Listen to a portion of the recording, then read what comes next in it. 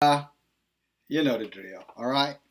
Hey guys, DFG here, Gideon's Flight. Just want to take a moment, and I just, first of all, some of you guys might be a little curious. I know on several of my past videos, I introduced a lot of you all to White Jesus. And just in case you're missing, you may be saying, well, DFG, where's White Jesus? Well, White Jesus got burned and got sent back to hell where he came from. Okay, so I burned his ass up and I threw him back in hell. So you won't be seeing White Jesus anymore, unfortunately, for some of you guys who might love White Jesus. But for you guys who love Yeshua in his full essence, as he's described in Revelations chapter 1, those are who really see, if you were to see Yeshua in person, what he looks like, the bronze one, the woolly haired one, him. I don't have any pictures of him because, after all, he is, Ruach HaKodesh. He is, I hate to use, he's the Ruach. And for you guys who know what the Ruach is, then you know what I'm talking about. I'm trying to break away from some of these Western terminologies, to describe the things that are the most precious things that we have. And obviously, that would be, things that are written in the, I guess we call this the cipher. Okay, I'm trying. So my Hebrew Israelite friends, don't criticize me. Don't talk any shit over there. I know some of you guys, well, you don't. Hey, like I just told you, I'm trying. All right, give me some time. I'll get through it. All right, we all got to start from somewhere, as you did. That said, let me get into my message. I was reading in Revelations. And I know that a lot of people don't like touching Revelations because they look at Revelations like, oh, it's so bad. It's the part of the Apocrypha. And if you know what the word Apocrypha means, it just means, it means the hidden. In other words, these are things that, quite frankly, there was a long time back in the early so-called, church, they didn't want to deal with the Apocrypha. So like Revelations and a lot of the other Apocryphal books, like the book of Enoch, a couple of other books. I don't think Joshua was a part of the Apocryphal books. But the ones that were, they tried to keep the general masses, the general believers, ignorant of those books because those books revealed a lot of secrets. And, and whether it was the Catholic Church, the worldwide religion, that was pretty much being governed by Rome at that time. And I'm talking about first century all the way up to about, really, Rome's still running it now, to be honest with you. But I'm talking about the, 300 AD, 400 AD, 500. There's a lot of breaking off away from the worldwide religion, and that's how you end up getting a lot of your Orthodox, Coptic, type of religions to compete with Catholicism or the so-called worldwide religion based off of, the Catholic Church, the branches from the Catholic Church. Enough of that. But anyway, so I know when you talking about Revelation, people get a little uneasy and they don't want to deal with it. But you know what? I don't mind it. I love it. I want to know every bit of the word. The scripture says we should study, to show ourselves approved, a workman that needed not be ashamed, rightly dividing the word of truth. So, and for us, Israelites, Hebrews, it is our responsibility, to take time and study and surround ourselves with the word. We need to engulf ourselves with the word, especially in these last days. And, a lot of people, we're talking about last days. I know you don't know what we're talking about. It's not for you to know. But for us who are to know, as Daniel talked about, I think in chapter 11, he said, matter of fact, it was Gabriel who told Daniel to close up the books and seal the books to the end time. He said that at that time, men would be going to and fro and knowledge would be increased. And he said the wise would understand. He was talking about the last day, I might add. He said, but the wicked will not understand, and they will continue to do wickedly. So he told them to seal it up until the end times. My friends, sisters, brothers, we are in the end times. Now you may ask, well, I don't know how long the end time is going to last. I mean, there's some scripture that gives us a general idea. We know about, the 7-year prophecy, the 3.5 years of, so-called leadership in the last 3.5 years of, the Battle of Armageddon and other incidents and some of these things. If you go to Revelations, starting really from chapter 2 on forward, you can get a pretty good idea of, what end time prophecy is. And what you'll find even equally interesting, Genesis 6 It's the same thing that you'll find in Matthew 27 that you'll find in the book of Revelations. You know, Isaiah talked about line upon line, precept on precept. I just gave you 3 precepts. Genesis 6, the story of Noah, what happened, what led up to the flood. Matthew 24, when the disciples of Yeshua asked him what would be the sign of his return in the end of the world. They were real direct. They asked him what would be the signs when this world was going to end. And he gave them a lot of information in chapter 24. And then you have John on the island of Patmos, who got the vision, and he talked also about some of these things that are beyond some of your imaginations, but they are definitely things that are doable and things that are going to be done. And a lot of you guys, if not you, your children will live to experience these things, okay? So, but if you put those 3 together, again, Genesis chapter 6, Matthew chapter 24, and then Revelation, start about chapter 2. You can start at 1, but 2 tell you about the churches, then it gets into the Antichrist, the mark of the beast, you know, the false prophets and things, and it takes you all the way to the end as far as how redemption looks after, you know, the destruction of mankind.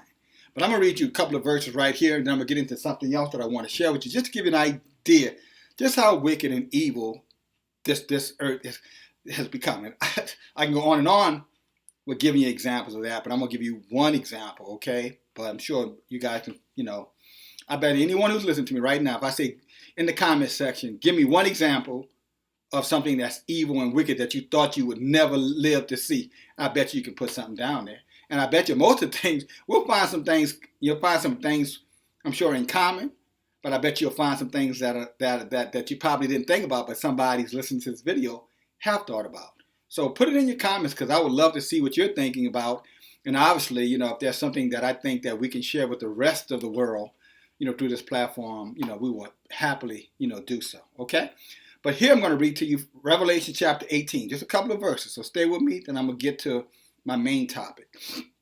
It says, "And after these things I saw another angel come down from heaven, having great power, and the earth was lightened with his glory. And he cried mightily with a strong voice, saying, Babel, the great is fallen, and has become the habitation of devils, and the whole of every foul spirit." Arahu. I think I'm saying it right. But it's for you, like me, the novice in terms of Hebrew, the Rahu, which means the spirit.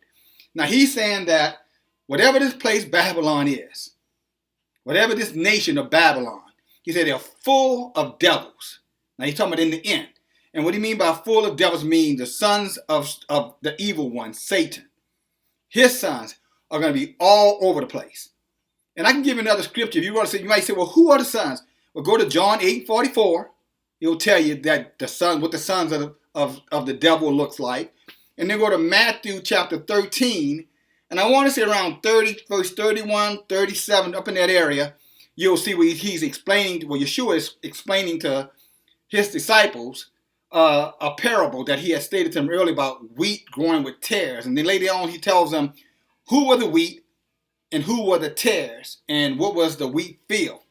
And he breaks it down. He tells you in those 3 or 4 verses, he tells you again who the sons of evil or the wicked ones are. Okay, just so you know. So when he says the earth is inhabited with devils, Babel is inhabited with devils, he's simply saying that every foul spirit, every detestable thing, every abominable thing that comes to this particular nation's mind, they're going to find a way to get it done.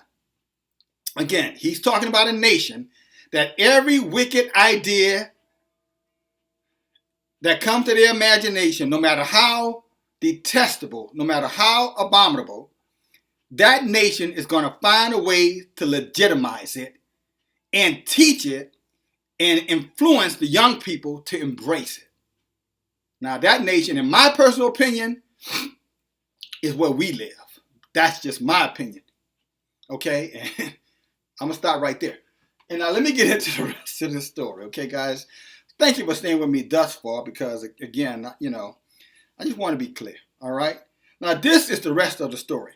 Now, again, this channel is to educate you. This channel is not to dictate to you.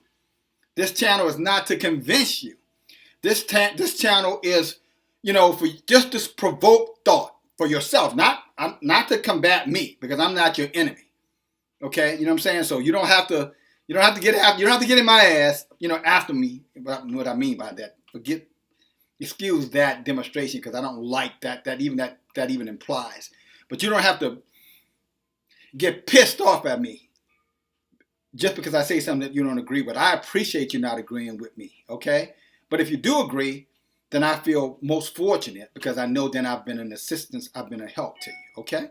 So with that in mind, so that's why I said that before I'm talking about this, because the minute I start reading this, guarantee you, Satan is going to enter into somebody's heart and mind and take what I'm saying out of context. But, since we already are aware of that, and Satan, the spirit, that has come into the land of Babel and made, the sons of the devil all over the place, I'm telling you, like I did with white Jesus, burned his ass up and put him back in hell where he came from.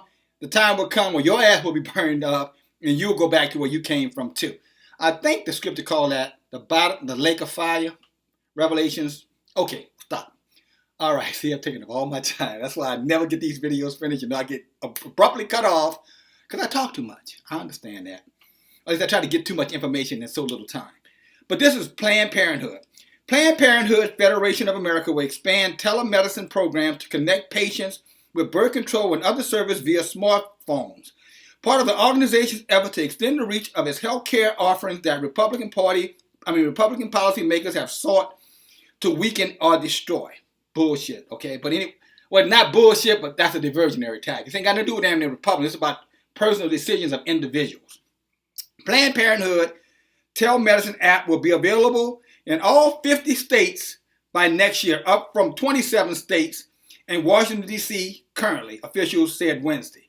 The app, called Planned Parenthood Direct, lets parents use a smartphone to request birth control, delivered to their door, obtain prescription treatment for urinary tract infections. See how they try to make this kind of all nice, but they're going to get down to the nitty-gritty, what their real intention is in just a moment. Or make an appointment for Planned Parenthood clinic. The goal is partly to reach younger generations more familiar with mobile technology, as well as women in rural areas who may lack easy access, not very bright in some cases, in personal service, the nonprofit organization said. Expanding the application represents Planned Parenthood's latest move to blunt efforts by the Republican Party. I'm going to skip over that, okay? And I'm going to get right on down to the meat. Say, last month, the organization opted to forego, okay, we don't need to talk about that $60 million that they didn't really need anyway. Say, states have sought to strip Medicare funding from Planned Parenthood. The efforts have been fought in court. Then it goes, the abortion rights groups, including Planned Parenthood, have challenged such moves as unconstitutional restrictions on abortion access guaranteed by the Supreme Court. Some Planned Parenthood affiliates use telemedicine to offer abortion services, there you go, in which the provider prescribes for mifepristone, spelled Mifepriston, and misoprostol, to end early pregnancies, but they will still require in-person visits. Planned Parenthood currently offers abortion medication through telemedicine models in 14 states. All right, and then they talk about the states have banned it. So what's my agenda? That is my agenda. Talking about killing children.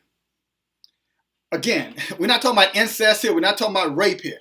We're just talking about young people who are not given an opportunity to become parents because of some perceived hardship. In other words, they have to make some sacrifice to be a parent. Well, young people, let me say this to you. Your parents should have already told you this. If they haven't, you hear it from me. Anytime you're a parent, you're going to have to make sacrifices. Parenthood comes with sacrifices.